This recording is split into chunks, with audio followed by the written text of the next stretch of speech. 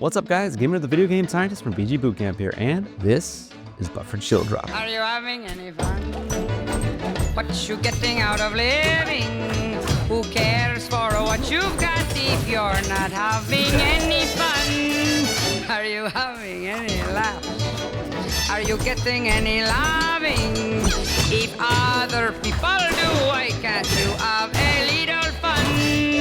After the honey's in. Before we get started, real quick, Rivals of Aether 2 dropped the creator program. If you're gonna buy something on the shop anyways, consider using my code. Success! Also, April 2nd, Switch 2 is being announced. They're gonna do a direct. At the same time, Olympia comes out for Rivals 2. So I will be doing a stream at 9 a.m. ET on April 2nd. So make sure you check that out as well. In Rivals of Aether 2, if you're on a platform and press down on the control stick, you'll go through for 3 frames and then be able to act on frame 4. That being said, if you're shielding and you press the control stick into one of the downward diagonals, you'll go through and be able to act on frame 1. This is called shield dropping. This mechanic's main purpose is to buffer someone into hitting your shield, react, and then as soon as your shield stun is over, you can punish them immediately. You didn't even opt for it. Now, normally Rivals 2 has a 6-frame buffer window. That being said, when someone hits your shield, you go through both shield stop and shield stun, which usually lasts longer than 6 frames. So, the developers made the buffer window for shield dropping infinite. This way, as long as you input shield drop after your shield is hit, it will still come out on frame 1. Here's the thing, you don't have to be shielding to buffer a shield drop. So, if you do an action on a platform, hold shield in one of those downward diagonals at the same time, and then time the airborne action in that normal 6-frame window, it'll come out on frame 1.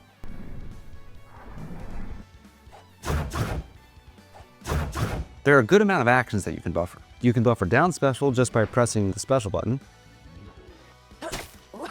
You can also buffer all second stick aerials, like forward air, down air, back air, and up air. And lastly, you can buffer neutral air and neutral special if you have them mapped to individual aerial buttons. I'm sure you're wondering, how is this better than just doing a regular platform drop into the aerial? Well, it comes down to 2 things, speed and ease of use. With a normal plat drop, the actual plat drop itself only has a 6-frame buffer window, and the aerial only has a 3-frame buffer window. If you mess that up, you'll do a grounded move on the platform. And for down special, it can't even be buffered. You have to time it perfectly. A buffered shield drop can be buffered infinitely, and the aerial that happens after it has a 6-frame buffer window. And lastly, it comes out 3 frames faster than a normal plat drop. If you mess up a buffered shield drop by pressing the aerial button too early, you'll just fall through the platform. Now that we know it's easier and it makes you faster, let's talk about the implications of what this means and how you can apply it to your gameplay. First of all, being 3 frames faster is just going to open up certain combo routes that normally wouldn't apply.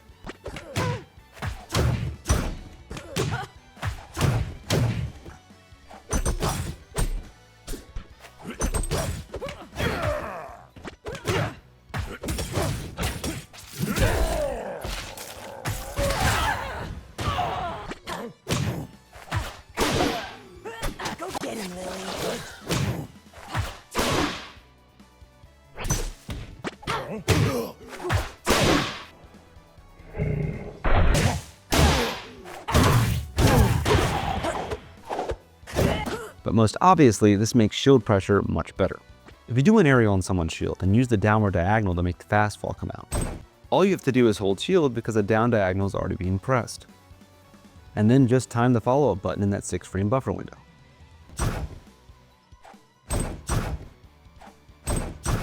This extra 3 frames you get allows things to be more safe on shield.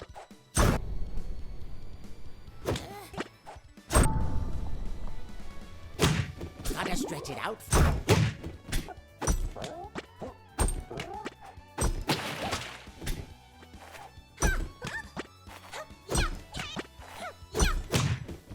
I'm not sure. See.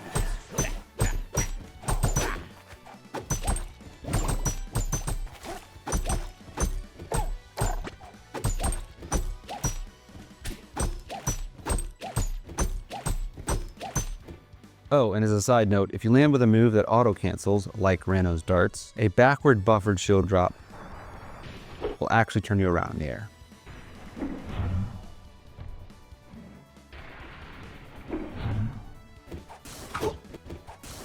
You can also auto cancel the startup of aerials to get the same effect. This can be used to fake out an opponent on a platform to get a quicker aerial. And if an opponent is under a platform and out of range, this can also be used to fake them out with an aerial they weren't expecting. The next area where this is useful is Wavelanding. This can be used for quicker horizontal spacing and neutral in order to oppress your opponent and make it harder for them to react to the situation. It can also be used for platform shield pressure, since it's so fast.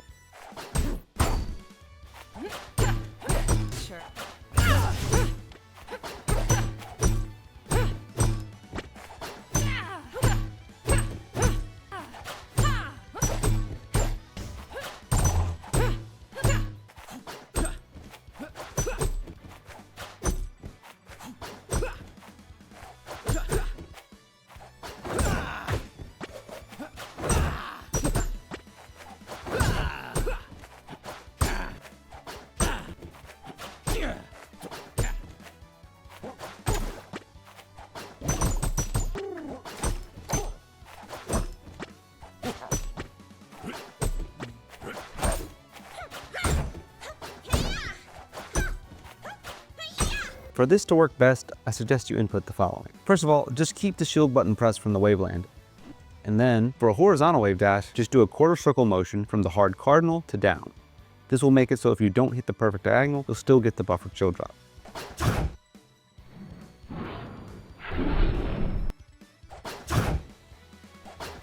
For a diagonal waveland, I suggest you go from one downward diagonal to down.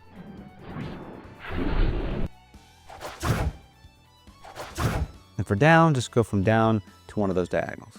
For neutral specials, you can choose which way they come out of the waveland by going from the cardinal straight to the downward diagonal that lines up with the direction you want it to go.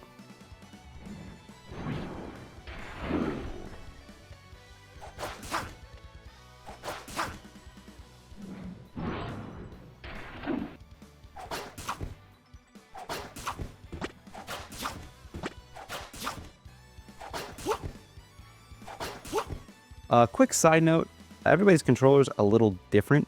So that method I told you earlier about going from diagonal to down is pretty important because, at least for my controller, my right downward diagonal is better than my left, and in certain situations it can just be funky. So I've gotten to the point now where I just pretty much always go from the diagonal to down. Here's a bunch of cool applications I found for Waveland aerials.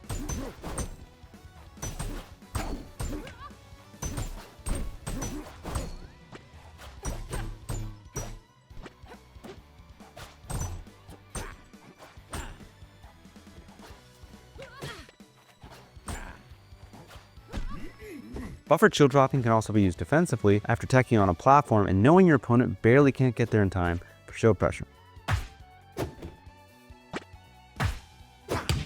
That's buffered shield dropping. I'm excited to see what you guys come up with.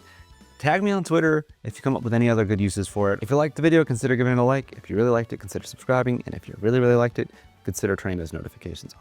I'm busy, I got stuff to do, so it's back to the lab with me. See you guys next time. Back to the lab again. Oh no, back to the lab again. We messed up. Back to the lab again. Not again. Back to the lab again. Uh-oh, back to the lab again. Oh no, back to the lab again. We messed up. Back to the lab again. Not again. Back to the lab.